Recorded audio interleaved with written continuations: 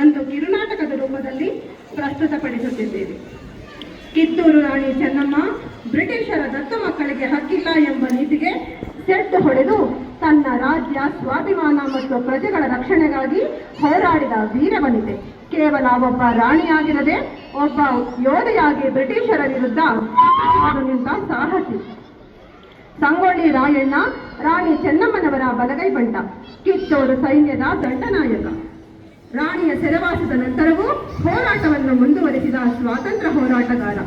ಬ್ರಿಟಿಷರ ನಿದ್ದೆಗೆಡಿಸಿದ ರಾಯಣ್ಣ ಹೋರಾಟ, ಆತನ ದೇಶ ಪ್ರೇಮ ಮತ್ತು ತ್ಯಾಗಗಳನ್ನು ನಮ್ಮೆಲ್ಲರಿಗೂ ಆದರ್ಶಪ್ರಾಯ. ಈ ನಾಟಕವು ಇಬ್ಬರು ಮಹಾನ್ ವ್ಯಕ್ತಿಗಳ ತ್ಯಾಗ, ಬಲಿದಾನ ಮತ್ತು ದೇಶ ಪ್ರೇಮವನ್ನು ಅನಾವರಣಗೊಳಿಸುವ ಒಂದು ಸಣ್ಣ ಪ್ರಯತ್ನ. ಇವರ ಕೆಚ್ಚೆದೆಯ ಹೋರಾಟದ ಕತೆ ನಿಮ್ಮೆಲ್ಲರಲ್ಲೂ ಸ್ಫೂರ್ತಿ ತುಂಬಲಿ ಎಂದು ಹಾರೈಸುತ್ತೇವೆ. ಧನ್ಯವಾದಗಳು. ಚೆನ್ನಮ್ಮ ಸಭೆಗೆ ಆಗಮಿಸುತ್ತಿದ್ದಾರೆ.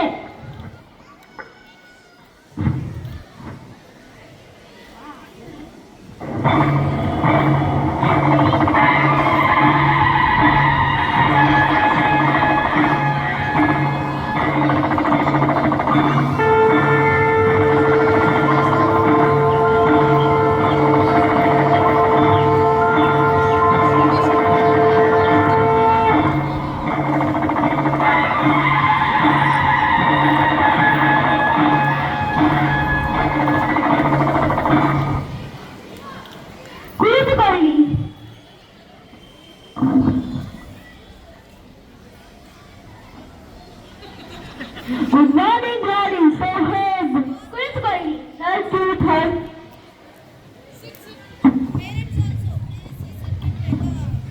ವಿಷಯವೇನೆಂದು ಕೇಳಿ ಮಹಾಮಂತ್ರಿಗಳೇ. ತಾವು ಬಂದ ವಿಷಯವನ್ನು ರಾಣಿಯವರಿಗೆ ತಿಳಿಸಿ. ನಾವು ಇಲ್ಲಿ ಬಂದದ್ದು ಎರಡು ವಿಷಯಗಳನ್ನು ಡಿಸೈಡ್ ಮಾಡಲಿಕ್ಕೆ. ಯಾವ ವಿಷಯ? ನೀವು ಮಾಡಿ ತಂದಿರುವ ಮಾತು ಒಪ್ಪಂದದ ಪ್ರಕಾರ ನೀವು ನನಗೆ ಕಪ್ಪ ಕೊಡುತ್ತಿಲ್ಲವೇಕೆ? ಕಪ್ಪ? ನಾವು ನಿಮಗೆ ಕಪ್ಪ ಕೊಡಬೇಕೆ?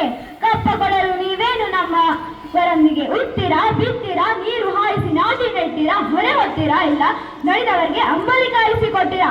ನಿಮಗೇಕೆ ಕೊಡಬೇಕು ಕಪ್ಪ? ಮೋಡ ಮಳೆ ಸುರಿಸುತ್ತದೆ, ಭೂಮಿ ಬೆಳೆ ಬೆಳೆಯುತ್ತದೆ, ನಿಮಗೇಕೆ ಕೊಡಬೇಕು ಕಪ್ಪ? ಕಪ್ಪ ಕೊಡಲು ನೀವೇನು ನಮ್ಮ ಒಡ ಹುಟ್ಟಿದವರೇ, ಬಂಧುವೇ, ಬಳಗವೇ, ಇಲ್ಲ ದಾಯಾದಿಗಳೇ? ಕಿತ್ತೂರು ನಿಮ್ಮ ಪಾದದ ಗಡ್ಡೆ ಬೆಳೆದ ಆಸ್ತಿ ಅಲ್ಲ, ಕನ್ನಡಿಗರ ಆಸ್ತಿ. ಹೀಗಿರುವಾಗ ನಿಮಗೇಕೆ ಕೊಡಬೇಕು ಕಪ್ಪ?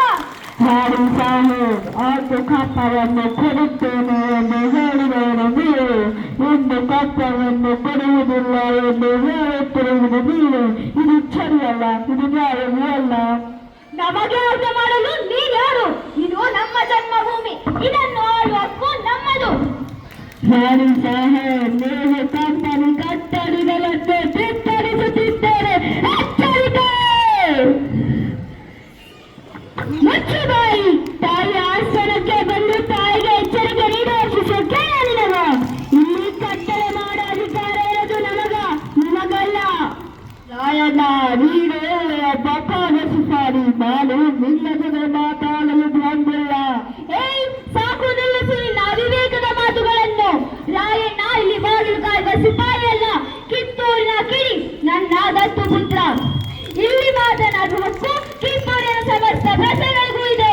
ಇದನ್ನು ಅರಿತರೆ ನಿಮಗೂ ಕ್ಷೇಮ, ನನ್ನ ಕಂಪನಿಗೂ ಕ್ಷೇಮ. ಹೇ ಠಾಕರೆ, ಕನ್ನಡಿಗರ ಮಾನಾಭಿಮಾನ ನಿನಗೇನು ಗೊತ್ತೈತಿ? ಇದು ಕೆಚ್ಚದ ಕಲಿಗಳ ಬೀಡು, ಕಿತ್ತೂರು ದೇಶಾಭಿಮಾನ ಸ್ವಾಭಿಮಾನದ ಬೀಡು. ಇಂಥ ನಾಡಿಗೆ ನೀನು ಜೀವ ಭಯ ತೋರಿಸುವೆಯ? ಬದುಕುವ ಆಸೆ ನಿನಗಿಲ್ಲವೇ? ಸಮಾಧಾನ ರಾಯಣ್ಣ, ಸಮಾಧಾನ. ನಾನು ಕಿತ್ತೂರು ರಾಣಿ ಚೆನ್ನಮ್ಮನ ಗಂಡ ಇದ್ದೀನಿ. ಅಪ್ಪಣೆ ಕರೀತಾಯಿ. ಕಾಲು ಕೆರೆದು ಜಗಳಕ್ಕೆ ನಿಂತರೆ ಕೆಂಪು ಕೋಟೆ ತರ ನಾಟಕ ಕಡಿಮೆ ಹಾಕ್ತೀನಿ.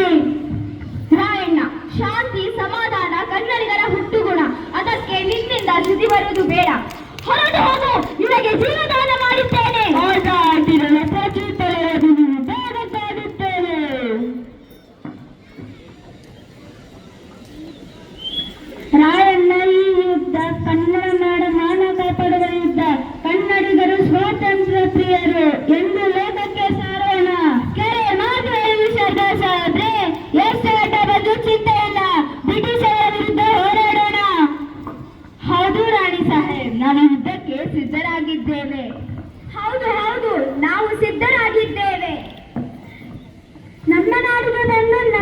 ಪ್ರಶ್ನೆ ಮಾಡುತ್ತಿರುವ ಈ ಕೆಂಪು ಮುಖದ ಕೋಟಿಗಳನ್ನು ಬಿಡಲೇಬಾರದು. ಅಪ್ಪಣೆ ಕೊಡಿ ತಾಯಿ, ನಾವು ಯುದ್ಧ ಮಾಡಲು ಸಿದ್ಧ.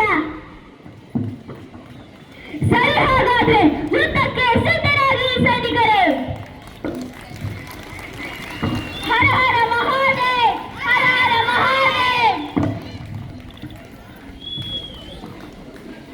ಸೈನಿಕರೇ, we are ready to fight, Sahib. Yes, we are ready.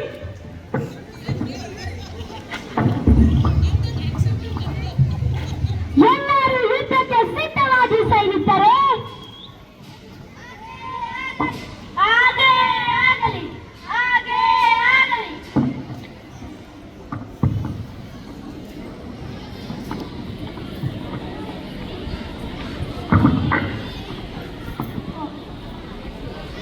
ಕಿತ್ತೂರಿನ ಗಲಿಗಳೇ, ಶತ್ರು ಸೈನ್ಯದ ಮೇಲೆ ಚಂಡಮಾರುತದಂತೆ ಮುನ್ನುಗ್ಗಿ ಅವರ ಶಿರಗಳ ಜೊತೆ ಚಂಡಾಡಿ.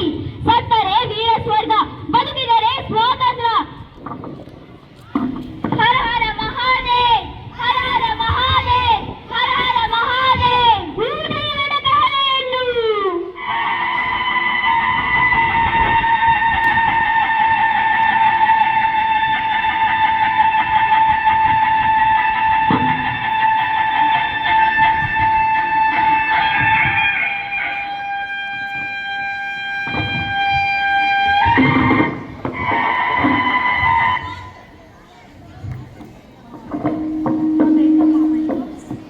ಯುದ್ಧ ಸನ್ನಿವೇಶ.